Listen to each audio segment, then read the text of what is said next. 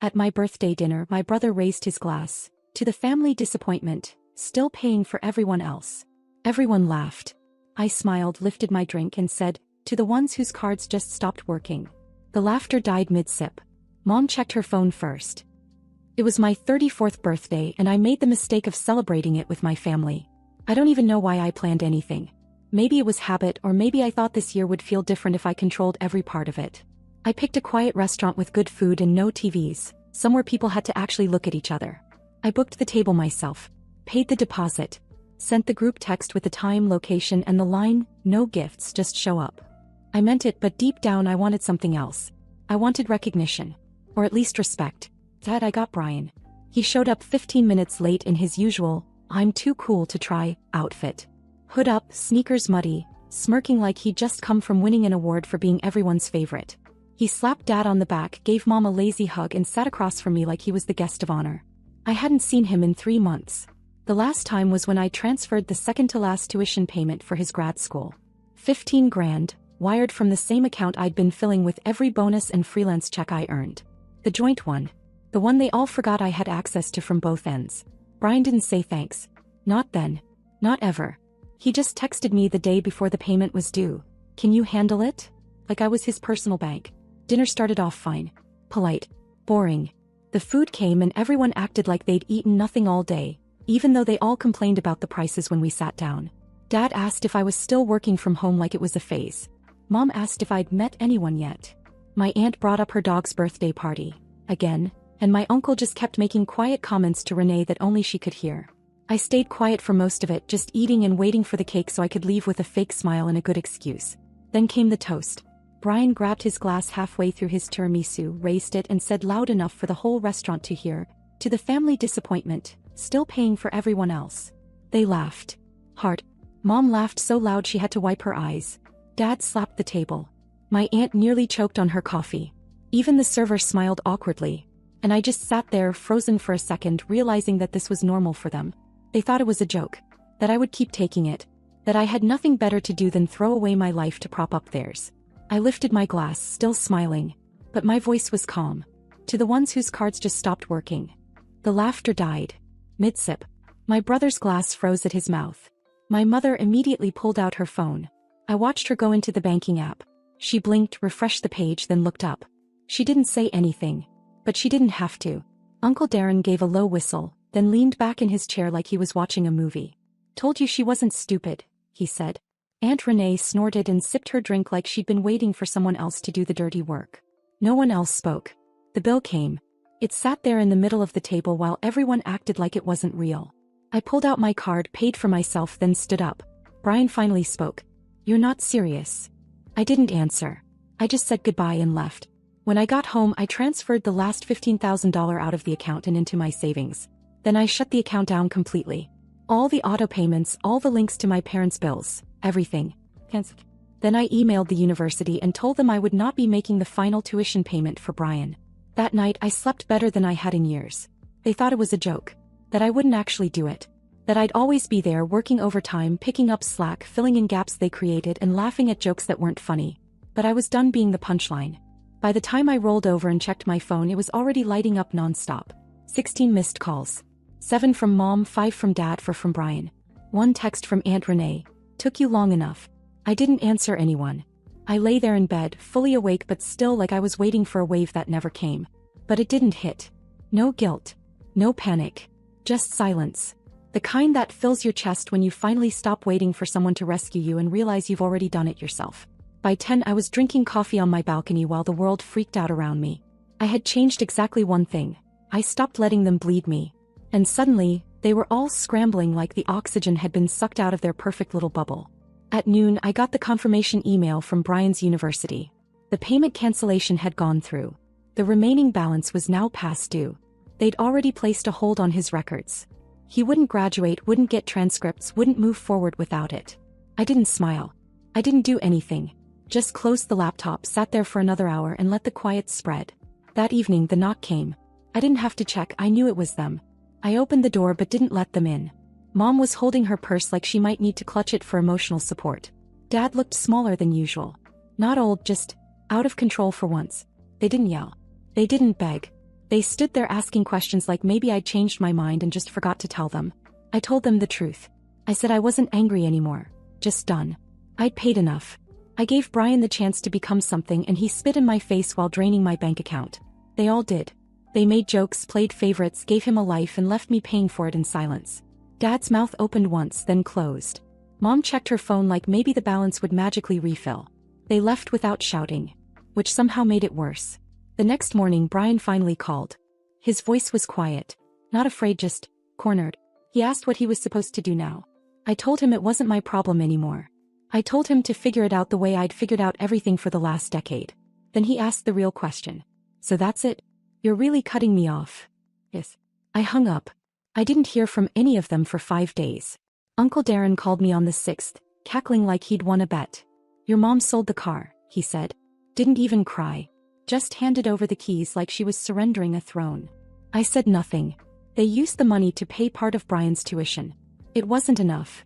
They were scrambling, trying to convince the school they'd cover it by the deadline. Brian started working at a hardware store part-time, something with night shifts and no benefits. His first real job. I watched it all happen from a distance. I didn't gloat. I didn't check on them. I just waited. By the end of the month, I saw Mom and Dad walking along the side of the road carrying groceries in reusable bags. It was hot. They looked exhausted. I slowed at the light, watching them from the turn lane. Then I pulled away. That night I bought them a truck. Not a new one. An old beat-up Dodge that still ran clean and had working AC. I paid cash. Had it dropped off in their driveway with the keys and a single note. This is the last thing. They didn't call. Not a thank you. Not a text. But I saw them using it 2 days later when I passed their street. It had grocery bags in the back. They looked embarrassed to be seen. That's when it really sank in. I wasn't the safety net anymore. I wasn't the wallet. I wasn't the disappointment they could mock while drinking wine I'd paid for. I had ended the performance. And now they were living with the script I refused to keep writing. Brian didn't call again for a long time. But I watched him from the edges, slowly, steadily changing. Not because he wanted to, because now he had no other choice. The truck sat in their driveway like a silent reminder. For 3 full days no one touched it. I knew because Aunt Renee drove by twice and sent me a photo. She said Mom and Dad looked at it like it might explode if they opened the door. But on the 4th day they gave in. They started using it. Quietly, without any thank you, without a word. It was the kind of silent acceptance that meant they knew. This time there was no going back. No more sneaking bills into the joint account. No more quiet phone calls asking for just a little help till next week. No more pretending my sacrifices were gifts freely given. That truck was the last thing I'd ever give them, and it came with no strings. And that scared them more than any argument could have. Brian went quiet too. I hadn't heard a single word from him since the night I told him he was on his own. I thought he might run back home and sulk or try and charm his way into someone else's wallet. But he didn't. He got to work. First the part-time job at the hardware store. Then another at a warehouse. Night shifts, long hours, short breaks. He started staying with a guy from campus who lived above a vape shop. I know because his tagged photos disappeared and mutual friends told me he was off the grid, trying to stay focused. Shocked everyone, including me. But what really caught my attention was when he sold his gaming rig. That thing had been his world. A custom-built setup with LED lights and a chair that looked like it belonged in a spaceship. He listed it on Facebook Marketplace himself. Aunt Renee screenshotted it and sent it to me with one word. Whoa. Then went the TV. Then his bike. Then his sneakers. All gone. He started walking to work. That's when I knew it was real. He wasn't faking it. He wasn't just waiting me out. He was clawing his way forward, 1 hour, 1 shift, $1 at a time. For the first time in his life he was suffering and choosing not to quit. January turned to February. Tuition deadline loomed. He still owed more than $9,000. I expected a breakdown. I expected my parents to beg, to guilt, to threaten. Instead they went quiet. Radio silence. Maybe they realized the begging wouldn't work this time. Maybe they thought if they stayed quiet long enough I'd cave first. I didn't. On a Tuesday in late February I stopped at a gas station after work. And there he was. Brian. Leaning against the wall with a Gatorade and a plastic bag of snacks. He looked thin. Hollow under the eyes.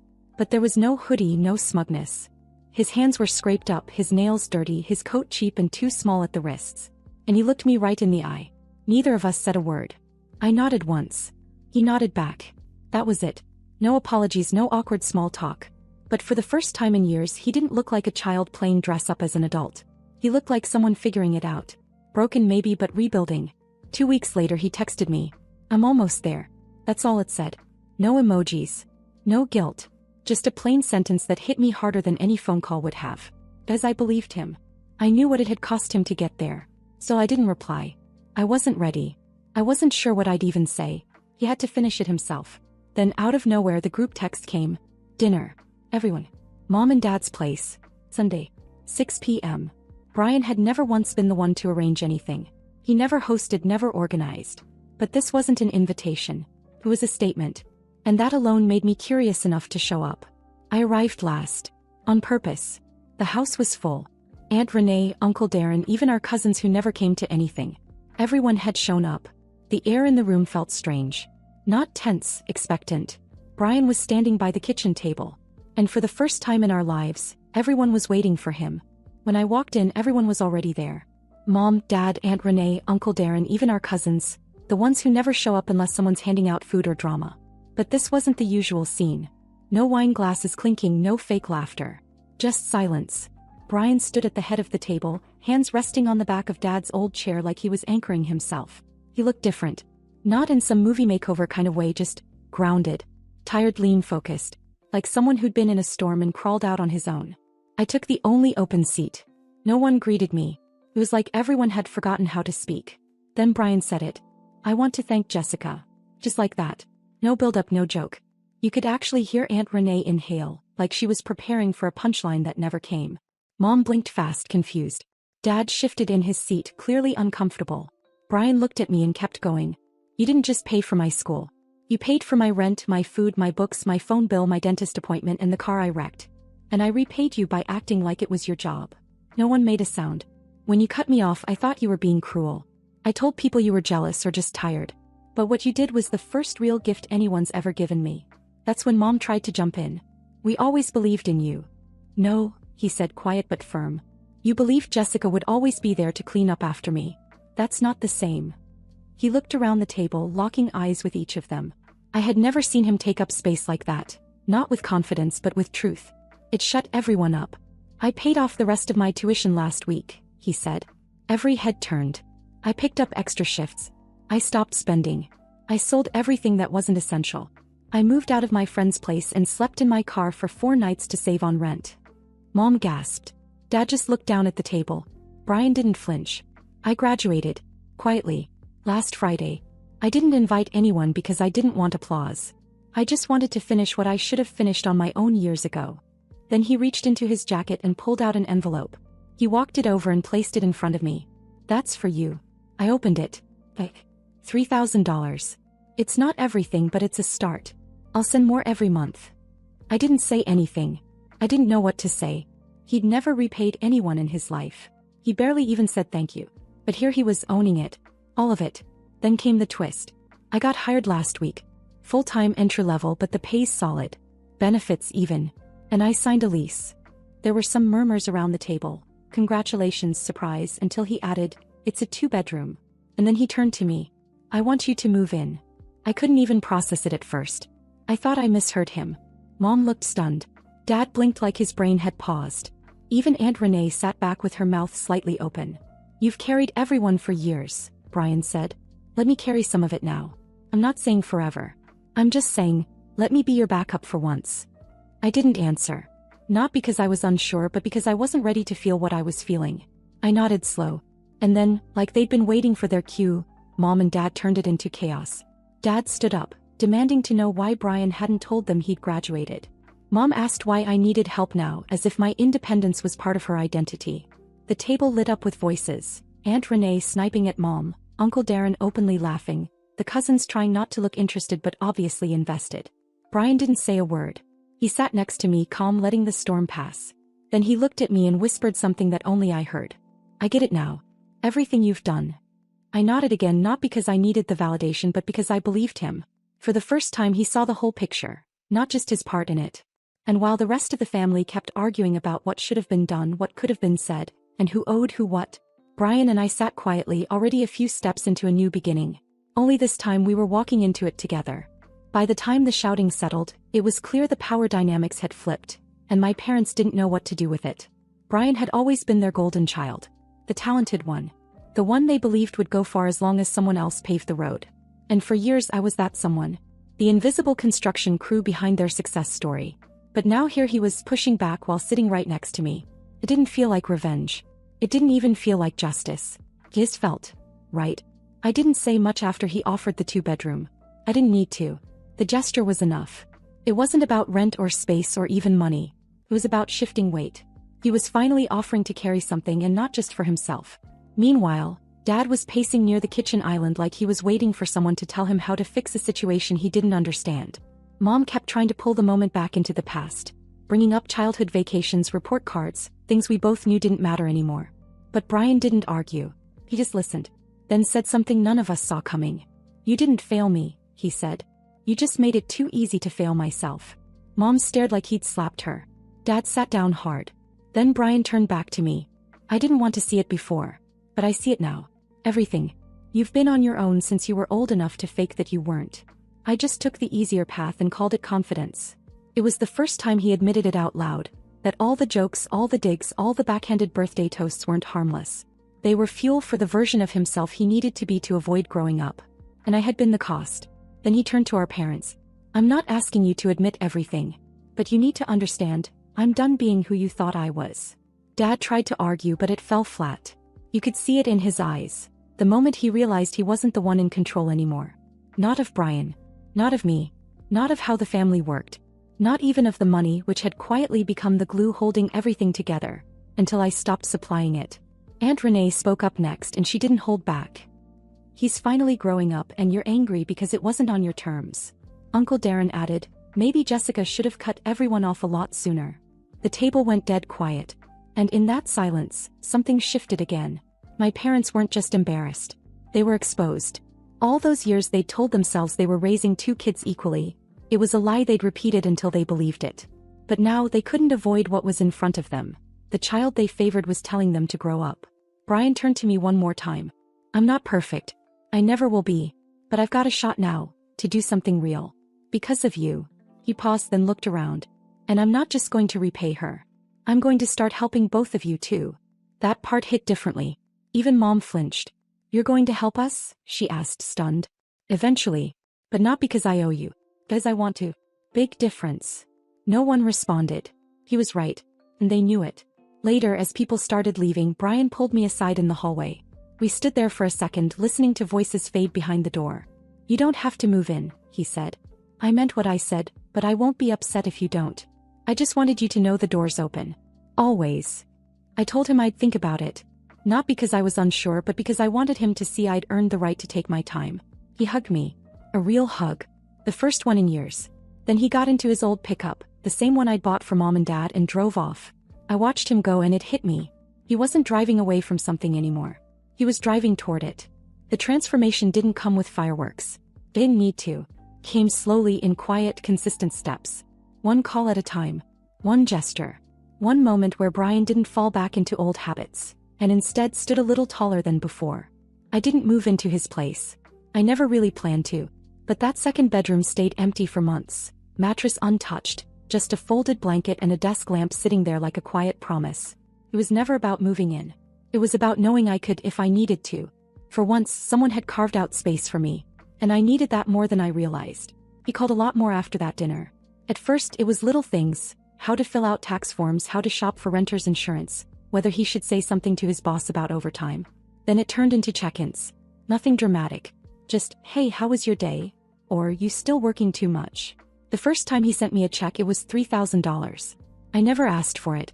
The second one came 5 weeks later. Then the third. After 6 checks, I told him it was enough. He said it wasn't. But he stopped anyway. Not because he didn't care, because he understood. Repayment isn't always about balance sheets. Sometimes it's just about showing up. The shift in him affected everyone. Mom and Dad couldn't cling to the old dynamic anymore. Brian wasn't asking for money, wasn't making excuses, wasn't showing up late or skipping calls. He was stable, focused. He fixed a leaky sink in their house without being asked. He picked up their prescriptions when their truck broke down. Not to make a point, just to help. And it bothered them at first. The silence from me had always been convenient. They could pretend their choices hadn't cost me anything. But now, with Brian stepping up, they had no one to blame things on. No one to lean on except each other. And it forced something honest out of them. Mom started texting me short things at first. Updates, photos, even a few awkward apologies. Dad sent me an email once. An actual email. Said he was proud of me, said he should have said that a long time ago. I stared at it for half an hour before replying. I didn't even know what to say. But I said thank you. Some cracks don't get patched. But sometimes you stop bleeding through them. 6 months after the dinner, Brian called me on a Friday night. Don't make plans, he said. I'm coming to get you. No other details. He picked me up in that same pickup truck. The one I bought when Mom and Dad had nothing left to sell. He'd cleaned it, added seat covers, even installed a Bluetooth radio. It looked like it belonged to someone who took pride in what they had, no matter how they got it. He drove us back to the same Italian place where everything had gone sideways on my birthday. Same restaurant. Same table. This time he had made the reservation. He'd paid the deposit. He picked the wine. We didn't talk about money. Or the past. Or who owed what. At the end of the meal he lifted his glass. To the one who carried the weight so long we all forgot it was there. I didn't say anything for a while. Just looked at him and tried to hold back the sting in my eyes. Then I lifted my glass. To the one who finally stood up and stayed standing. We clinked, and for the first time in a long time I laughed. Not the tight, controlled kind, but the kind that made the people at the next table glance over and smile without knowing why. These days he's doing well. He's still working full-time, picked up some extra contract gigs on the side. He helps our parents now, small things like groceries or errands. But it's not his identity. He doesn't let them take advantage. And they don't ask for more than he offers. We talk at least once a week. Sometimes he sends me lunch at work just because. Sometimes he drops by with a six-pack and a dumb story about a customer at his job. He never asks for anything. And now, when things get hard, when the deadlines stack up, when I'm too tired to cook, when the world feels a little too heavy, it's him who shows up at my door. Not to fix everything. Just to remind me I don't have to carry it all alone anymore. And I let him. Gladly. Because after everything, I'm not the only strong one in the family anymore.